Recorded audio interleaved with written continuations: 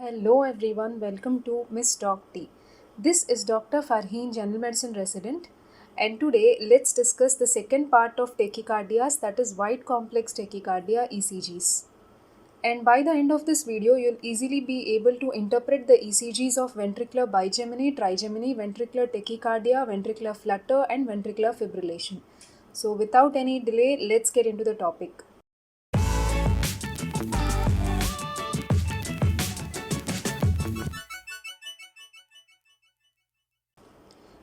We'll start with a question. A 15-year-old child of valvular heart disease on heart failure treatment has the following ECG. What is the diagnosis?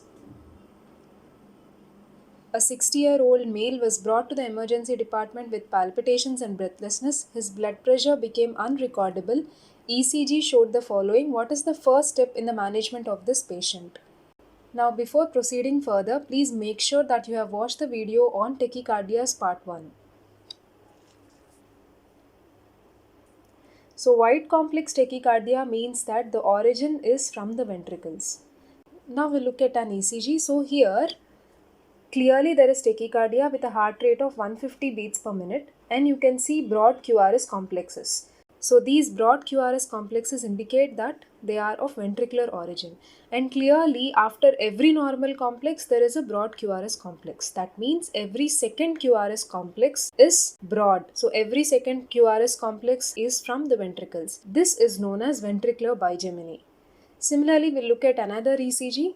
So here very clearly there are broad QRS complexes, and also every third QRS complex is wide. This indicates ventricular trigeminy. So both these ventricular bigeminy and trigeminy are commonly seen as side effects of the drug digitalis, which is used in the treatment of heart failure. The next cause of wide complex tachycardias is ventricular tachycardia. Here there should be more than 3 ventricular ectopics in series. So that means there should be more than 3 complexes with broad QRS. Now broad QRS means the duration of QRS complex should be more than 120 milliseconds, that is more than 3 small boxes. So this is how a normal impulse is conducted from the sinoatrial node, and this is how a normal ECG looks. Now when there is a ventricular ectopic which is giving rise to atrial as well as ventricular contractions, it produces wide QRS complexes, something like this. And if more than 3 of them are present in series, that indicates ventricular tachycardia. Apart from this, also remember, sometimes an impulse from the sinoatrial node and the ectopic can interfere with each other at the level of AV node, leading to AV dissociation. So because of this dissociation, P wave occur irrespective of the QRS complexes. So they may occur before QRS or within the QRS or after the QRS complexes. In this picture, this is the P wave which is buried in the QRS complex. Similarly, sometimes an impulse from the sinoatrial node can directly reach the ventricles, causing a ventricular contraction. So a normal ECG complex can occur between these wide QRS complexes, and this is known as a capture beat. So capture beat is nothing but a normal sinus impulse that is conducting into the ventricles in ventricular tachycardia. And sometimes an impulse from the sinoatrial node will reach the AV node, and also at the same time an impulse from the ventricular ectopic will join this sinoatrial node impulse, and both of them will produce fusion beat. A fusion complex has a morphology that is in between a normal complex and wide complex tachycardia. So this is a fusion beat. So in the ECG findings of ventricular tachycardias, the first and the foremost one to remember is wide QRS complexes, which should be more than 3 in number and they are regular. Then AV dissociation, capture beats and fusion beats may also be seen.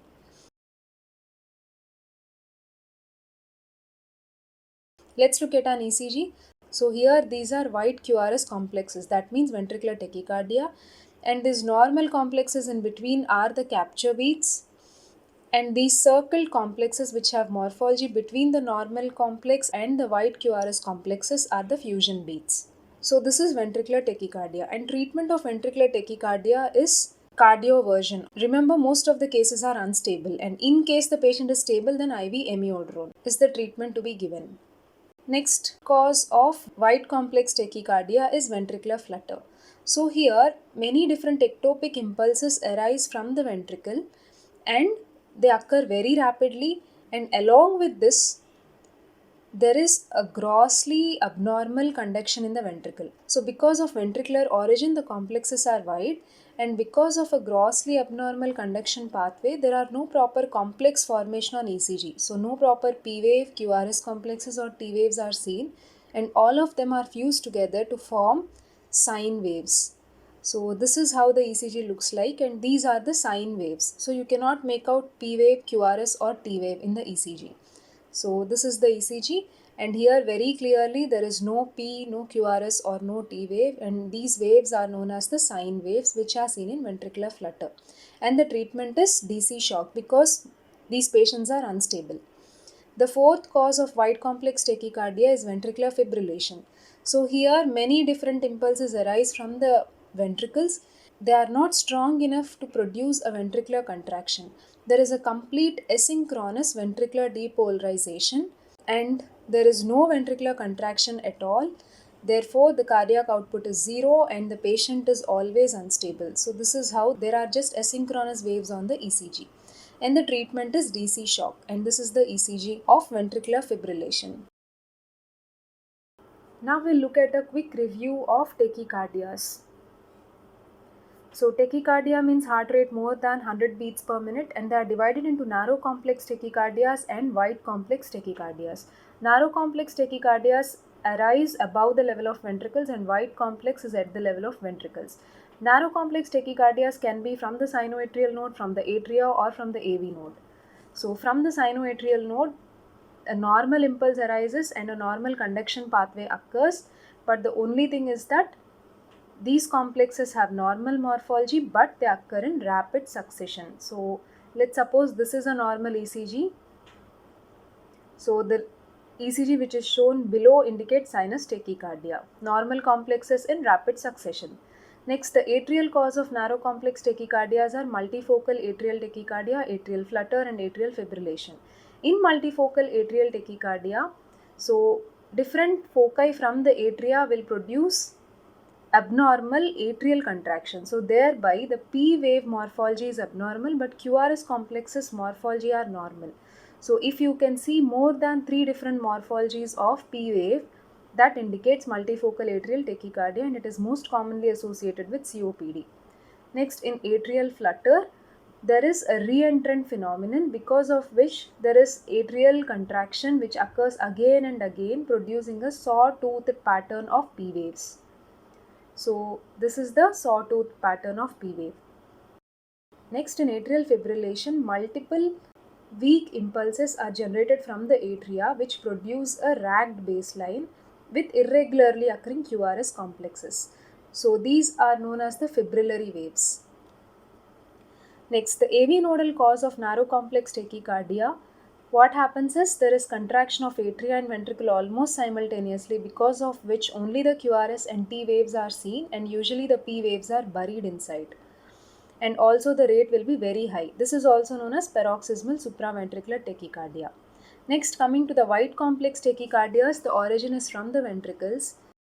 If every second QRS complex is wide, that indicates ventricular bigeminy. So that means a normal beat is followed by a ventricular ectopic. If there are 3 wide QRS complexes in series, that itself indicates there is ventricular tachycardia. So along with this, there can also be a capture beat in between.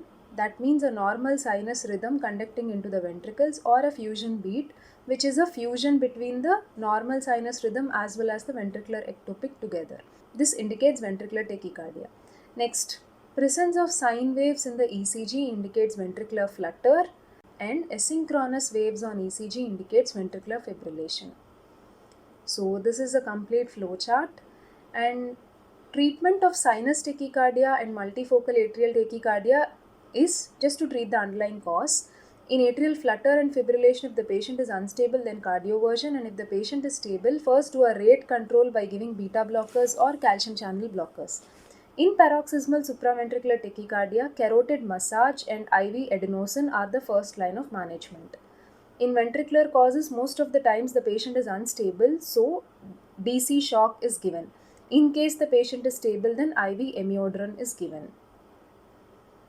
So this is the complete picture of what we have discussed on ECG findings of tachycardias. Now we'll go back to the question. A 15-year-old child of valvular heart disease on heart failure treatment has the following ECG. What is the diagnosis? So very clearly in the ECG, you can see that after every normal QRS, there is a broad QRS complex. So one normal and the second one is broad QRS. So every second QRS is broad. This indicates there is ventricular bigeminy and it is commonly associated with the drug digitalis. So in the question, heart failure treatment indicates that the patient was on digitalis drug, which led to ventricular bigeminy. So remember, one normal complex, the second ectopic indicates ventricular bigeminy, and two normal complexes with third ectopic indicates ventricular trigeminy, and both of them are most commonly associated with the drug digitalis. So this ECG shows ventricular bigeminy.